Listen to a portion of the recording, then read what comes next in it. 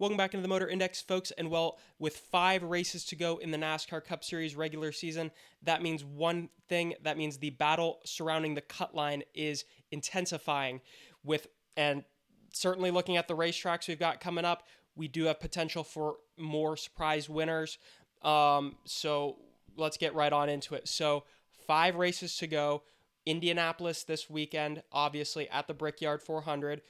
Then after that, we go to Iowa, short track, Watkins Glen, road course, Richmond, another short track, and then Daytona to cap off the regular season. So kind of a mixed bag there. Watkins Glen's the glaring one as far as, a wild card race, Daytona as well. But this is going to be really interesting to watch how this plays out. We're going to go over every single guy who has not gotten a win and is right there at the cut line. So I think currently we have 12 different winners, if I'm not mistaken, this season, because we got 4 guys currently in on points. Those being Tyler Reddick, Alex Bowman, Chris Buescher, Bubba Wallace, and then just below the cut line, you've got Ryan Preece, Kyle Busch, and Ty Gibbs. So, we're going to go on into each of these guys and, where could that win potentially come? Where would a good run potentially come if it's not a win? Let's get on into it. So Tyler Reddick ran really good at Indianapolis last year. I think he was second or third, if I'm not mistaken. He's a guy we typically would think about at the road courses, so maybe a Watkins Glen.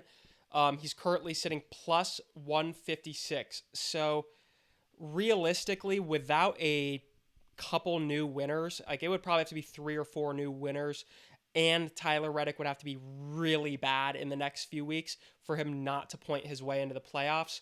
However, this season, though, has just not been Tyler Reddick's standards. He has not been there. Now, he could obviously turn it around in an instant. We'll have to see. But from 23-11 as a whole, and we're going to get into that with Bubba Wallace as well, the speed is just not there. Not like it was last year.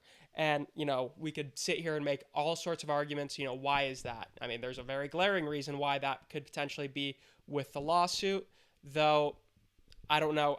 I'm not behind those closed doors, so I don't have that information, but that's certainly something we could speculate on as to why the speed's not there. But, Tyler Reddick, somebody who we should consider as somebody who could win at every single racetrack, but I'm just not sure the speed's there right now. Alex Bowman, I think, could win at every single racetrack on the remaining on the regular season, for sure. He had a stretch there. He started off extremely hot this season, and then he went on a stretch of a few races where the results were just not coming in and the speed was not there. But recently, the speed has been there, and he has been at the front contending for the win when it matters. Do I think he's going to win at Indianapolis? Probably not. But do I think, I think those last 4 races, but especially Iowa, Watkins Glen, and Richmond, those are the ones I've got my eyes on for Alex Bowman because and I think he has 2 Richmond wins, if I'm not mistaken. So we'll have to see. But that 48 car just looks a little too fast for me to say it's not getting in the playoffs for sure. I think he's sitting plus 63, good cushion. It's not a complete cushion, but it's a solid cushion for sure. Chris Buescher, plus 44, just below Alex Bowman. If you've watched any of my videos the past days or weeks, you would know I've been saying Chris Buescher can win anywhere at any given time right now, especially with the speed that him and RFK Racing have been bringing to the racetrack.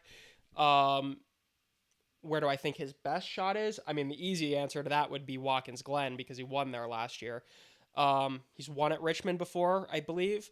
He's won at Daytona. I honestly think Chris Buescher will win a race, one of these 5 races. It won't be Indianapolis, but it could be. I'm not predicting it will be, but we'll see. I think that's a very interesting. He is probably the most interesting of these 7 to watch. Him or I got another one down here that I'm going to talk about. But the final car in on points currently is Bubba Wallace. And, it's really unfortunate because, you watch the start of the regular season, he was, I think, like 6th or 7th in points through the first 6 or 7 weeks. I might be getting the exact wrong on that, but he was in the top 10 for sure of points. Now he is the final car in on points. And sure, you could say, well, look at maybe winners like a Josh Berry or an Austin Cindric, but still, I mean, it feels like this should be the year where I feel like it's been a couple years where we've kind of been saying this, but I feel like now should be the point where we're not saying, all right, Bubba, you shouldn't be just sneaking your way into the playoffs. Like, you should be comfortably getting your way in the playoffs. Though, I'll give him a break, though, because of Tyler Reddick not having the speed. And so clearly the team overall is having the issues with speed. It is probably not completely a Bubba Wallace issue. Clearly it's not. But, yeah, I don't know. I just feel like that car was so much better earlier in the season and was actually competitive. I don't feel like Bubba's competitive right now. Maybe that changes. I mean, I think we've got a good chance in the next few weeks to change that. I think all 5 of these tracks are fairly solid for Bubba, but we'll have to see. I don't know. And then hopping below the cut line currently is Ryan Preece at -16. He's another guy who's been quiet. He's been quietly solid this year, for sure. But does he have the win potential in him in the next few weeks? I don't know. I think Daytona is by far his best chance. By far his best chance. And he could get it done. He almost got it done at Talladega, coming home second. We'll see. I don't know. I feel like the speed was there a little better earlier in the season than it currently is.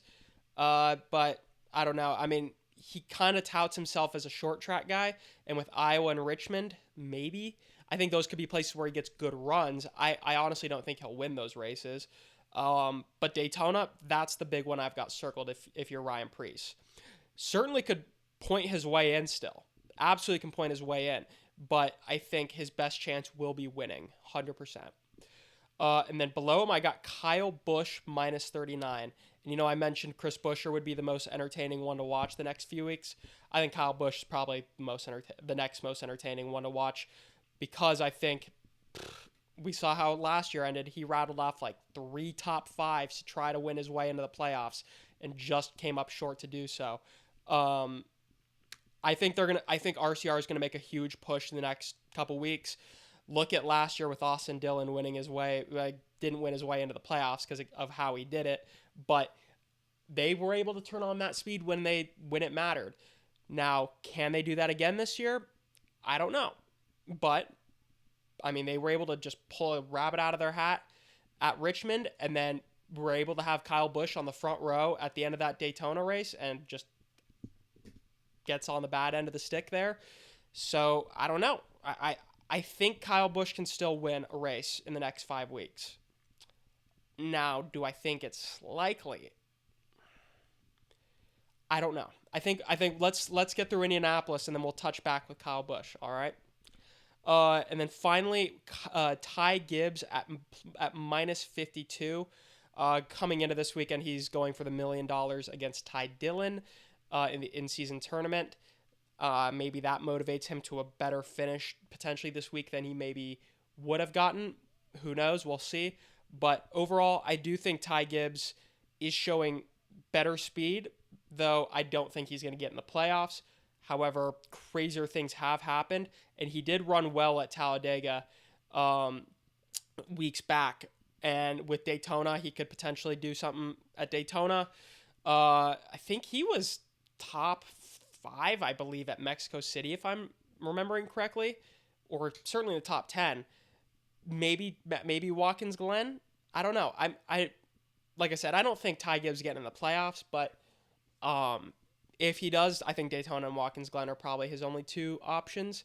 Though I do think he has the potential to put in a solid run this week in Indianapolis with the in-season tournament. So, all right, I think that's all we've got here. But yeah, this cut line is going to be very exciting to watch in the coming weeks. We will for sure touch back on this, probably heading into like a Richmond, certainly heading into Richmond, and then absolutely heading into Daytona when it's all on the line. So With that being said, thank you guys so much for watching. Please like and subscribe, and I hope you guys enjoy the race this weekend. Thank y'all. God bless.